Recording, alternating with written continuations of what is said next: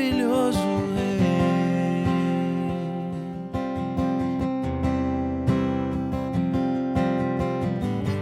Eu contemplo a tua glória, maravilhoso Rei.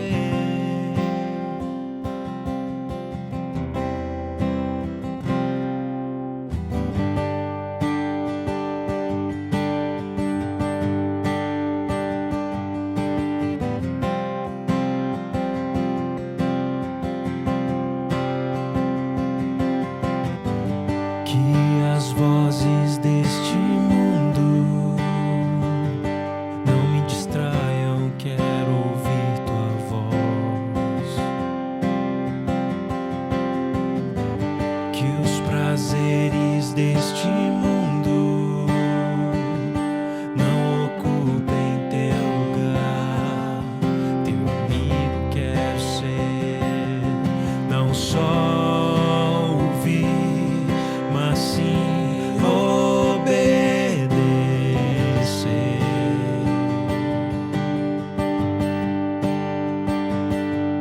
Em amor te entrego tudo. Eu contemplo a tua glória, maravilhoso Rei.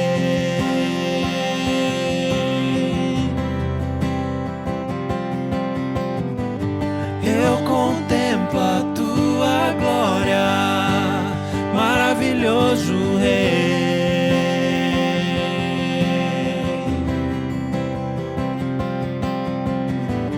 Eu contemplo a tua glória, maravilhoso Rei.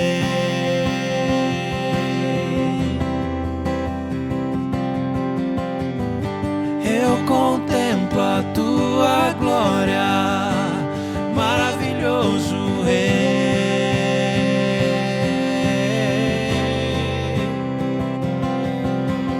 Tu és o Rei, tu és o Rei. Jesus, Jesus, tu és o Rei.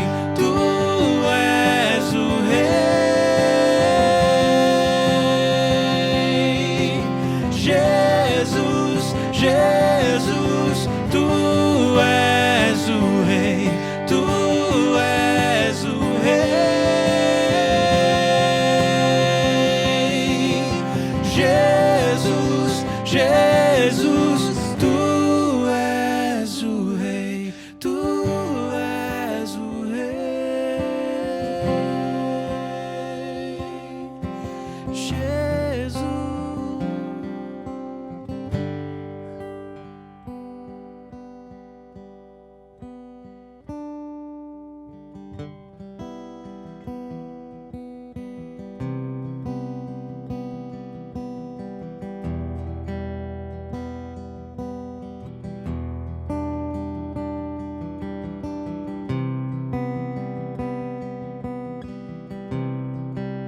Não posso duvidar do teu poder, não posso me afastar do Criador, pois cabe a mim louvar e adorar o nosso Redentor. Aumenta minha fé, Senhor Jesus, e o impossível vai acontecer. Revela teus caminhos, ó Senhor,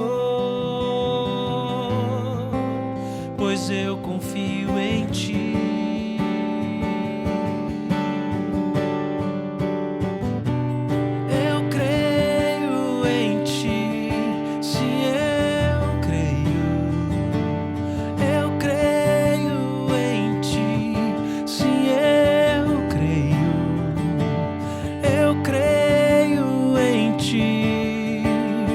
Creio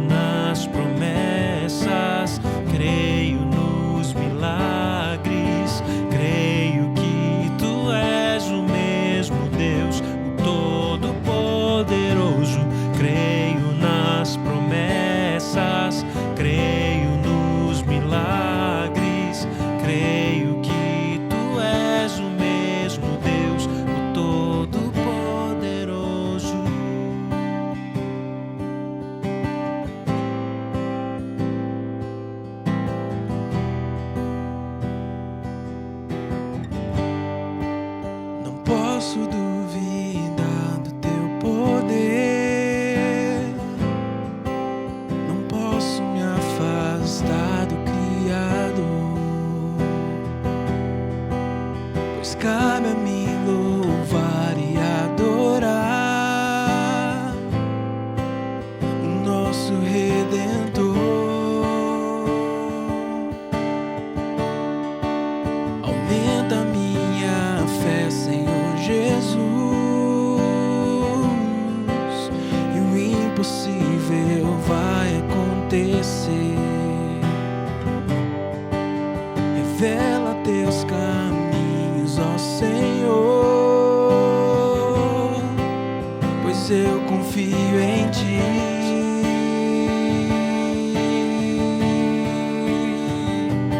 Eu creio em ti, sim, eu creio. Eu creio em ti, sim, eu creio.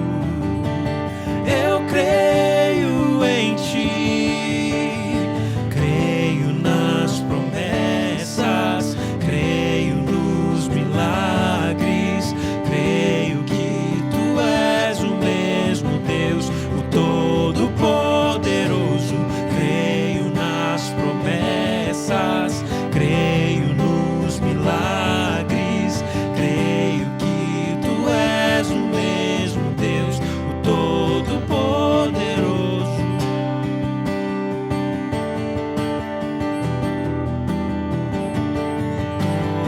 Todo-Poderoso.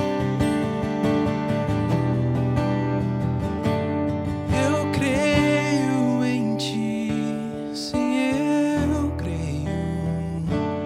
Eu creio em ti, sim, eu creio. Eu creio em ti, sim, eu creio. Eu creio em ti, Jesus.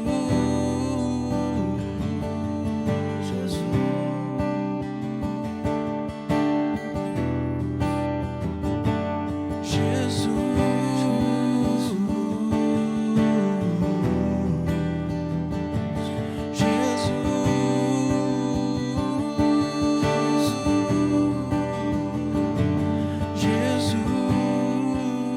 nome que tem todo poder.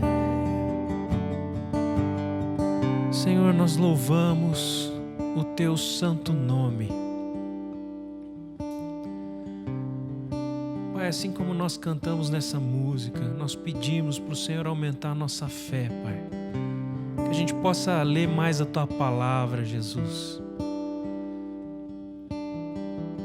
E que o teu Espírito Santo possa trazer à vida, Senhor, os textos bíblicos, Senhor. Porque para muita gente é apenas uma história ou várias histórias.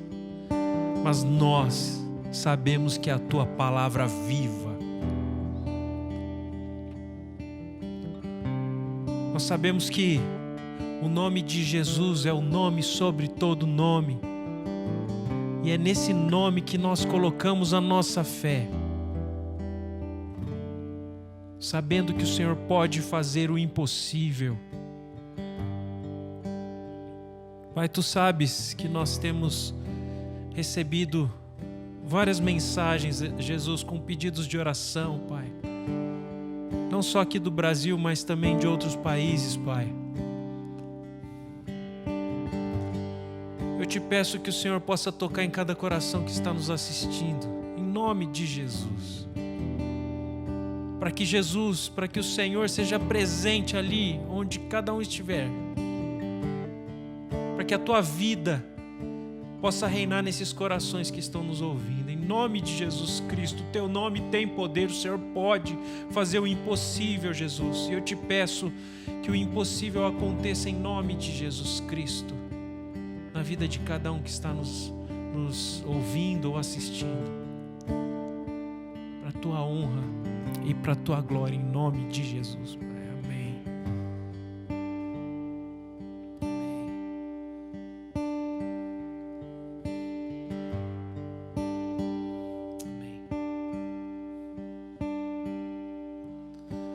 Amém.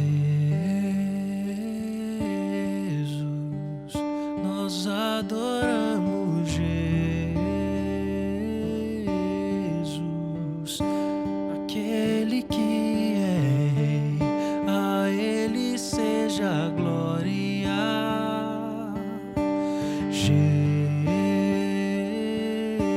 Jesus, nós exaltamos Jesus. Seu nome tem poder para mudar a história.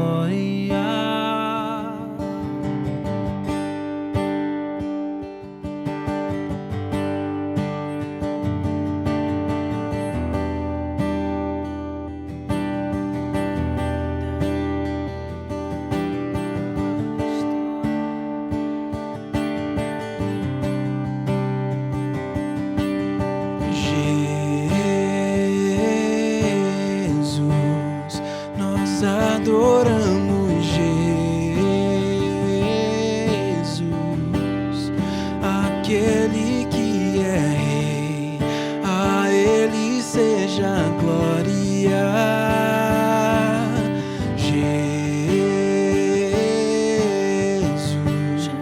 nós exaltamos Jesus, seu nome tem poder para mudar a história.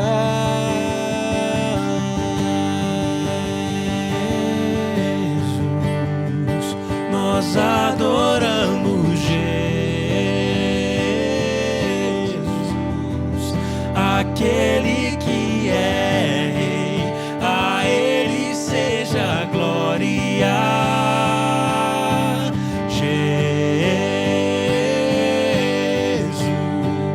Nós exaltamos Jesus,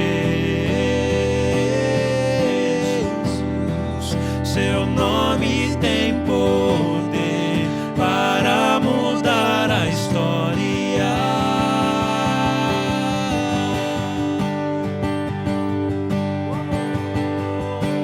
Jesus,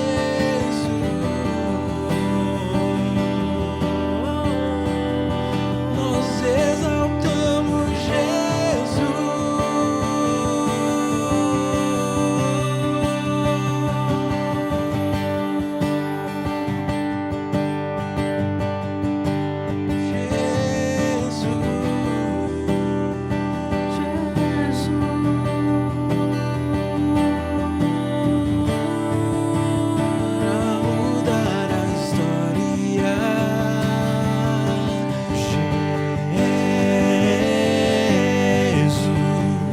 nós adoramos Jesus,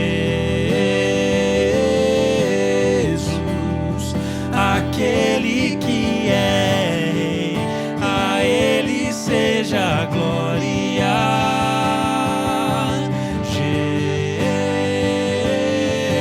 Jesus, nós exaltamos Jesus, seu nome tem poder para mudar a história.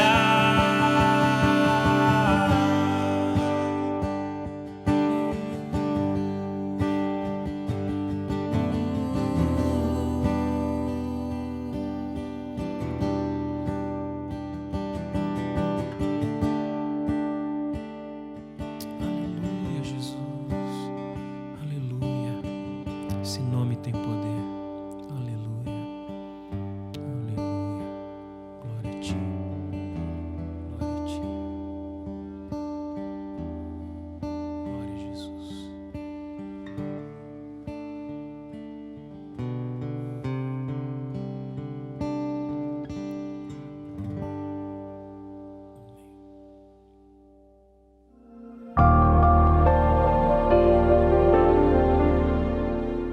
Jesus tem todo o poder. Jesus, a quem nós exaltamos, é Ele quem tem todo o poder para mudar a sua história, a minha história, e é Ele quem nos ensina as Escrituras Sagradas. O que nós queremos é ficar realmente firmes, firmados na Palavra de Deus. E hoje eu quero compartilhar com você um tema muito importante.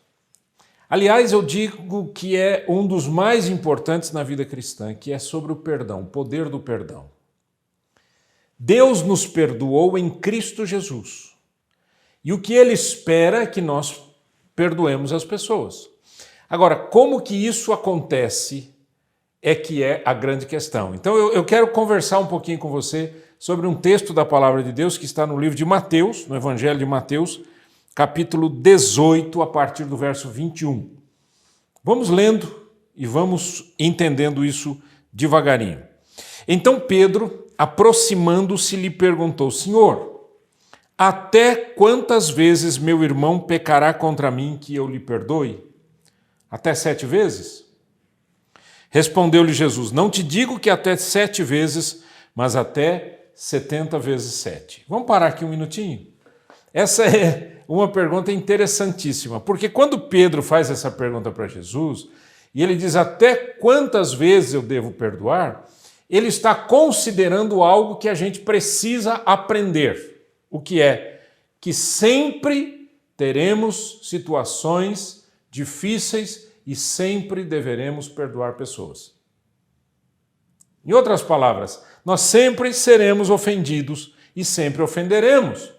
Então essa relação humana, né, ela está sempre truncada por conta das ofensas. Isso é muito importante. Quando Pedro diz para Jesus: Senhor, eu devo perdoar até 7 vezes, porque 7, gente, era um número extremamente importante, que é o número da perfeição, é o número da totalidade. Então, quando ele diz Senhor 7 vezes, ele estava se referindo a sempre. Jesus disse, não, 70 vezes 7, ou seja, infinitamente. Né? A ideia que Jesus está colocando aqui é que é o tamanho do, vamos dizer, ou melhor, o poder do perdão. O poder do perdão, tá certo? Então, quando Jesus responde, ele emenda com uma parábola. Presta atenção na parábola. Por isso o reino dos céus é semelhante a um rei que resolveu ajustar contas com os seus servos. E passando a fazê-lo, trouxeram-lhe um que lhe devia 10.000 talentos. Não tendo ele, porém, com que pagar, ordenou o Senhor que fosse vendido ele, a mulher, os filhos e tudo quanto possuía, e que a dívida fosse paga. Então o servo, prostrando-se, reverente, rogou: sê paciente comigo, e tudo te pagarei. E o senhor daquele servo, compadecendo-se, mandou-o embora e perdoou-lhe a dívida. Saindo, porém, aquele servo encontrou um dos seus conservos que lhe devia 100 denários. E agarrando-o, o sufocava, dizendo: paga-me o que me deves. Então o seu conservo, caindo-lhe aos pés, lhe implorava: sê paciente comigo e te pagarei. Ele, entretanto, não quis.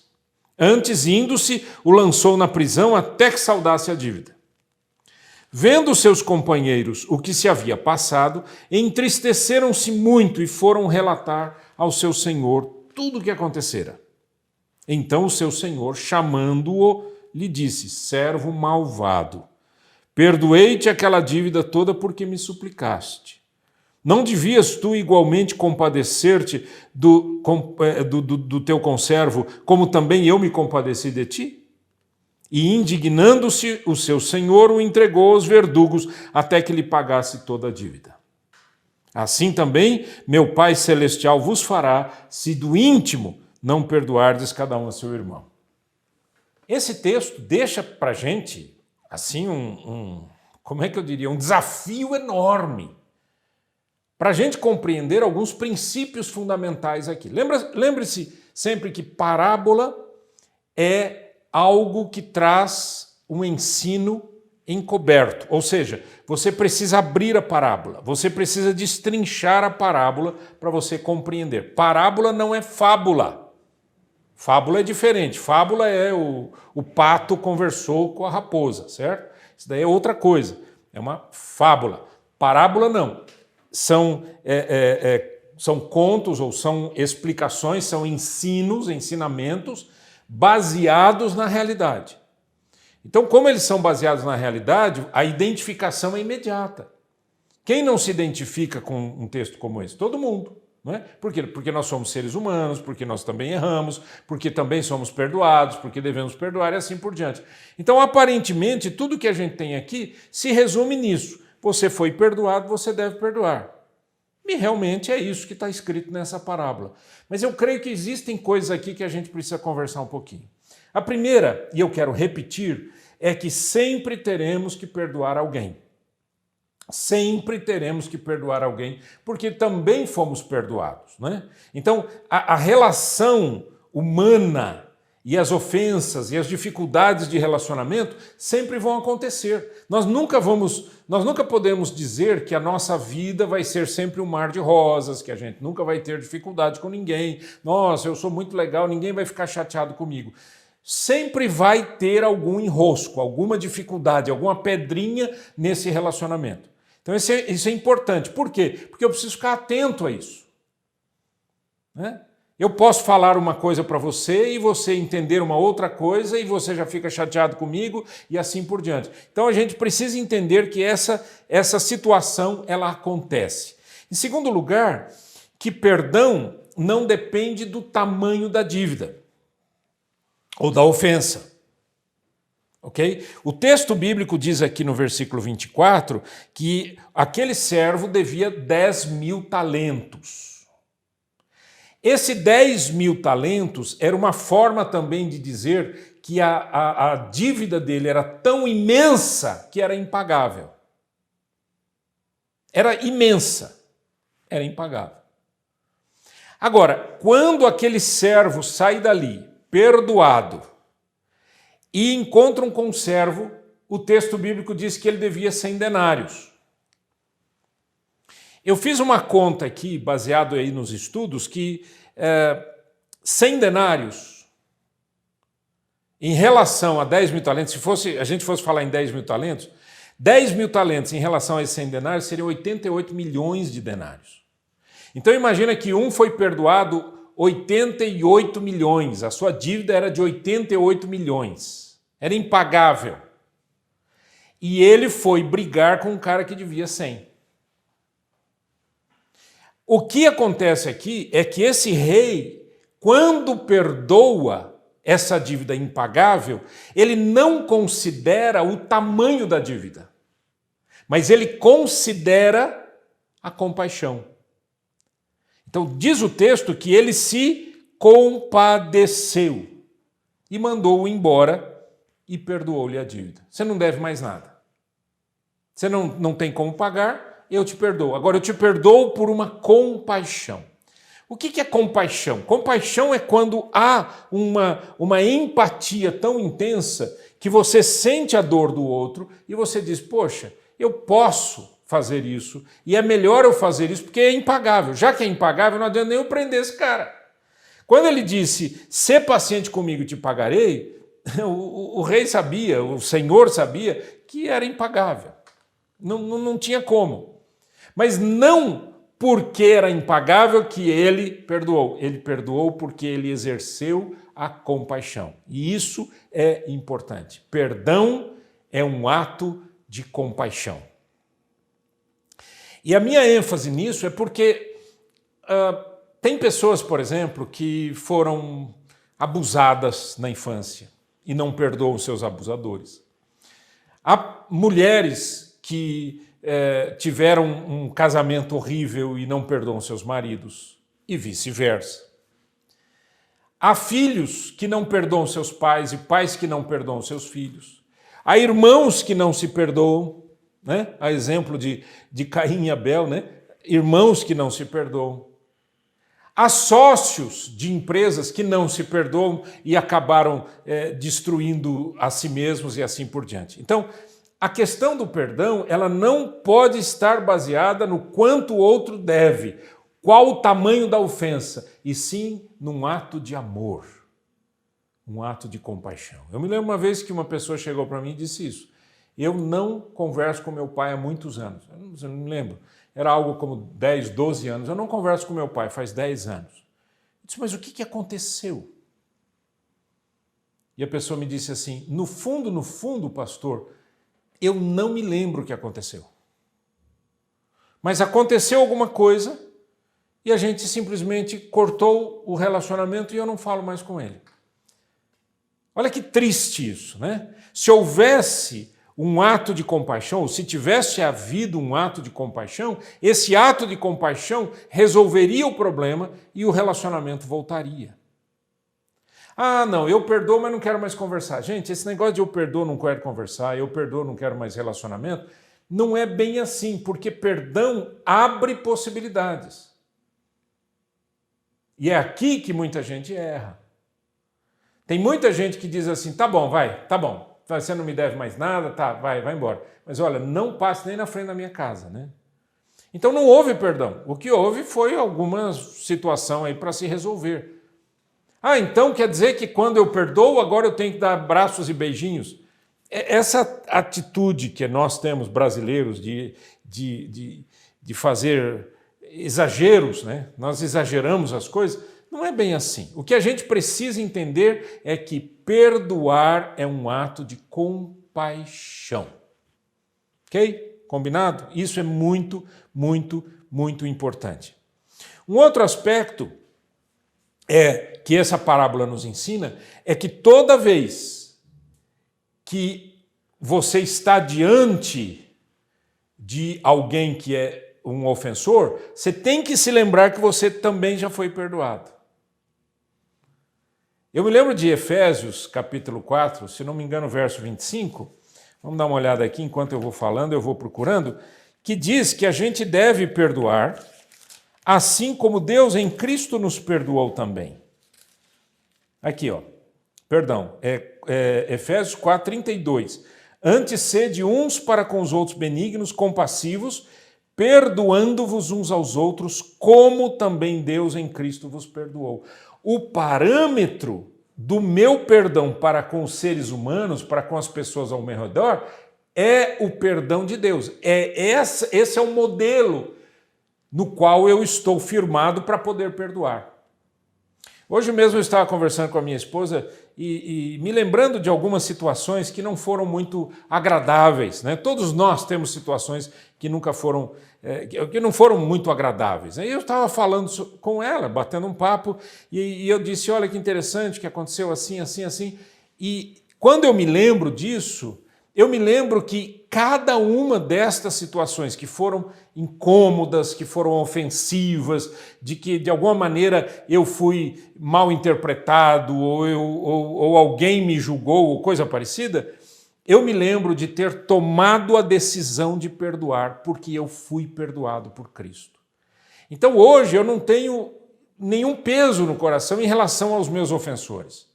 Em relação às pessoas que me ficaram devendo alguma coisa, ou às pessoas que de alguma maneira tomaram alguma decisão e que me afetaram profundamente, afetaram a minha família.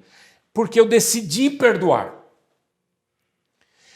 Perdão é uma decisão, perdão não é um sentimento. A compaixão me faz perdoar, mas se eu não tomar a decisão, eu posso ter compaixão e não perdoar. Eu preciso tomar a decisão de perdoar. E eu sempre digo que perdão é ato e processo. Ato e processo. Por quê? Porque o ato é o ato do perdão. E o processo é a manutenção do perdão. Já perdoei. Já perdoei. Quando eu me lembro da ofensa, eu digo para mim mesmo, já perdoei. Então eu estou livre daquela amargura, daquela angústia, daquela tristeza pela qual eu passei. Então, o que aconteceu nessa parábola é que aquele homem que devia uma dívida impagável foi perdoado, aí ele se encontra com uma pessoa que devia lá uma miséria e ele não perdoa. Aqui é que está o ponto.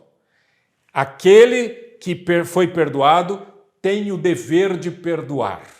Aquele que foi perdoado tem o dever de perdoar. Então, perdão, desculpa te dizer essa verdade aqui na tua cara, mas perdão não é algo que está mais na sua decisão de tomar ou não essa decisão. Você deve tomar a decisão do perdão por conta do que Deus já fez em você, ou através do Filho dele, Jesus Cristo. Então, entenda isso, eu tenho o dever de perdoar. Por isso, a minha decisão deverá ser sempre em direção ao perdão. Uma outra coisa que essa parábola nos ensina é que o que você fizer vai ser proclamado dos telhados, né? Jesus disse isso, né? Nada encoberto que não venha a ser revelado. Nada encoberto que não venha a ser revelado. E o texto bíblico diz que quando aquele homem não perdoa o seu conservo, diz assim no versículo de número 31, vendo os seus companheiros o que se havia passado, vendo os seus companheiros o que se havia passado. Alguém sempre está de olho. Você acha que você está fazendo escondido? Sempre alguém está de olho. Então eu preciso pensar que a minha vida cristã tem a ver também com as outras pessoas. Tem gente que diz assim, olha, o que eu faço não interessa para ninguém. Pode não interessar para ninguém, mas que o seu testemunho vai falar coisa boa ou coisa ruim a seu respeito, vai. Não vai ter jeito. É um testemunho, é algo que é extremamente importante que precisa ser deixado claro. Então, quando os companheiros viram o que havia se passado, eles se entristeceram demais e eles foram contar para quem? Para o rei, para aquele senhor. Quando eles contam para o Senhor chama aquele cara que havia sido perdoado e diz, ó, meu amigo, acabou. Você deveria ter perdoado. E você não perdoou, então você jogou fora o meu perdão. Por jogar fora o meu perdão, agora você é que me deve de verdade e pronto, vai preso. Então, essa parábola mostra para a gente uma série de verdades importantes sobre o poder do perdão. E eu quero que você pense como que isso afeta a sua vida e a vida das outras pessoas. Afeta a sua vida e a vida de outras pessoas. Infelizmente, notícia ruim corre mais rápido do que notícia boa. Você sabe disso, né? Muitos anos atrás, eu estava trabalhando, fiquei 1 ano trabalhando numa universidade, e quando eu estava naquela universidade, havia um rapaz que trabalhava comigo, o rapaz e a mãe dele trabalhavam comigo, e eles me conheciam bem, me conheciam como pastor, sabiam que eu era pastor, tinham sido minhas ovelhas na igreja, e aconteceu um fato interessante.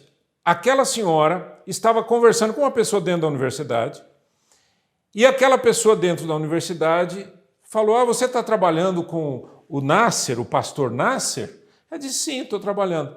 Ah, tá. Mas ele deixou um desfalque muito grande aí, né, na cidade e tal. Ela disse, o que você está falando? Ele parece que fez isso e aquilo e contou alguma coisa lá, alguma bobagem lá, em relação a uma organização social que eu tinha liderado. Ok.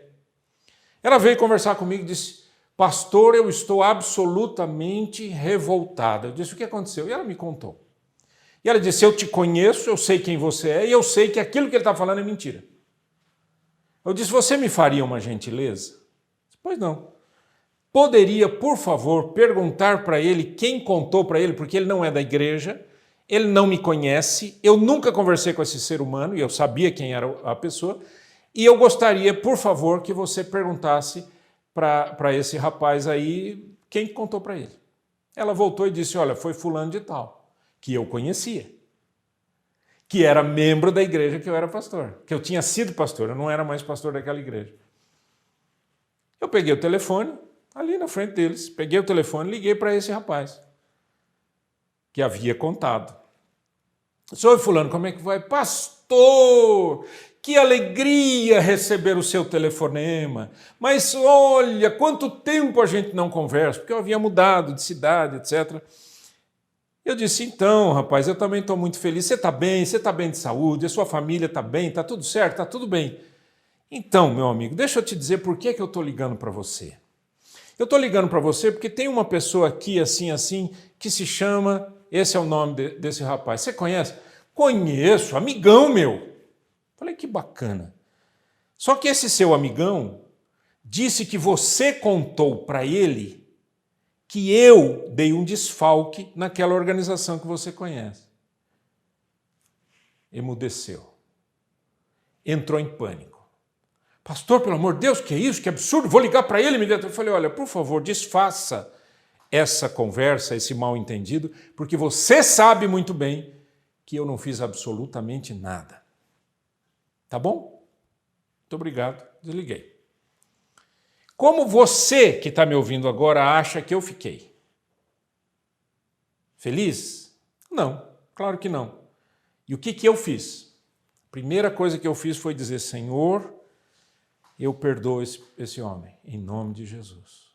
Não aquele lá que estava falando besteira, mas aquele que era membro da minha igreja, que era um amigo, que era uma pessoa querida, e é ainda. Se encontrar com ele, faz muitos anos que eu não vejo, mas se eu encontrar com ele hoje, eu vou abraçá-lo, não sei se vou abraçá-lo por causa da pandemia, mas eu vou dizer para ele o quanto que ele é importante, etc., porque eu perdoei. Porque Deus em Cristo me perdoou. Você está entendendo que a ofensa não importa o tamanho. Imagine o testemunho que aquele outro cara estava dando, né? Estava contando para os outros. O pastor Nath está trabalhando aqui na universidade. Ele fez isso, fez isso. O pastor Nath está trabalhando aqui na universidade. Ele fez isso, fez isso, fez isso. Ele não me conhecia, ele não sabia quem eu era. Pouco tempo depois, esse cara que estava falando mal de mim, ele acabou tendo um problema com a polícia. E eu acho até que foi preso por conta de coisas erradas que ele fez. E eu não atribuí isso assim, nossa, que legal que ele foi preso, ainda bem feito. Não cabe a mim o juízo. Não cabe a você fazer o juízo.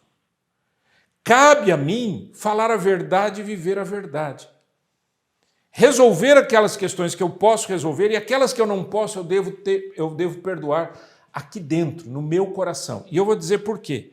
Porque o final da parábola, ou seja, quando Jesus fecha a parábola, Jesus diz, verso 35, assim também meu Pai Celeste vos fará. Assim o quê? Igual esse rei que colocou aquele servo agora preso para pagar toda a dívida, assim também meu Pai Celeste vos fará, se do íntimo não perdoardes cada um a seu irmão. O texto grego diz de coração, perdoar de coração.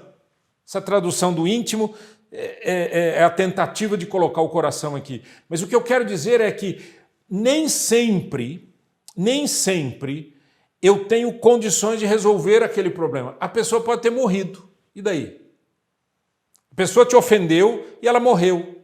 Não tem como você conversar. Você ofendeu a pessoa e ela morreu. E agora? Como que se resolve essa situação? O perdão tem que ser compassivo e de coração. Do íntimo do seu coração. Lá de dentro, por conta do que Deus em Cristo fez por nós. Por isso, voltando àquela conversa com Pedro, Jesus disse, não 7 vezes, Pedro, mas 70 vezes 7. Se alguém vem e te pede perdão, perdoe. Perdoe. Libere. Perdoar, na verdade, é um verbo no grego que dá a ideia de mandar embora. Quer dizer, pode ir, você está livre, sabe? Você não está preso mais. Eu não vou te prender aqui, eu não quero que você resolva isso agora. Você está livre, você não deve mais nada. Há um poder no perdão, meu amigo, minha amiga, em nome de Jesus, perdoe. Abra seu coração para Deus e diga, Senhor, assim como Deus em Cristo me perdoou, assim eu perdoo também. Vamos orar? Que o teu nome, Senhor, seja exaltado e glorificado e que as nossas vidas te sejam agradáveis nessa questão do perdão, que a gente perdoe por causa de Jesus Cristo, por amor a Jesus Cristo, por aquilo que Cristo fez em nós, dentro de nós, na cruz do Calvário. Em nome de Jesus eu oro. Amém e amém. Eu contemplo a tua glória, maravilhoso